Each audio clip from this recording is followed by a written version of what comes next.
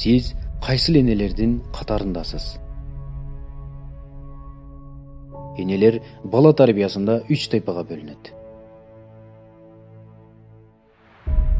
Биринчи тайпадагы энелер баласына бир белек же керектүү нерсесин алса, балам, сага буларды ким алып берди деп сурап, өзүн биринчи орунга коюп, акыры баласына апам алып берди деген маалыматты жүктөп, бир гана өзүнө гана байлап коет.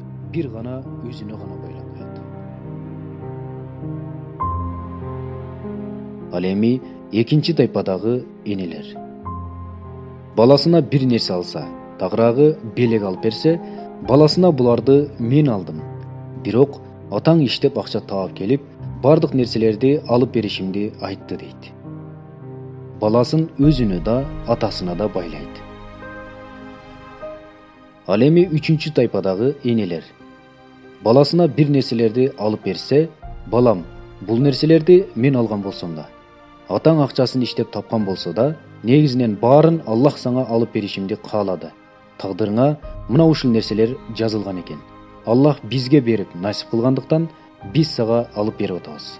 Ал эне Аллахка шүгүр келтирип, намаз окуп, дуа кылып, жакшы бала болгун деп, баласын Аллахка, динге жана ибадатка болгон кызыгуусун ашырып, ишенимин Аллахка байлайт.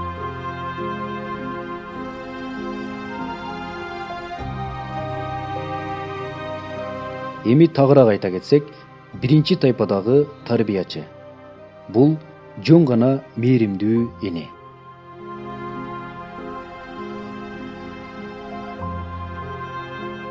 Экинчи тайпадагы мээримдүү эне, аманаткөй асыл жар. Үчүнчү тайпадагы мээримдүү эне, аманаткөй жар. Ошол менен бирге тарбиячы мугалим, дин үйрөтүүчү муслима. Ал эми сиз кайсыл энелердин катарындасыз?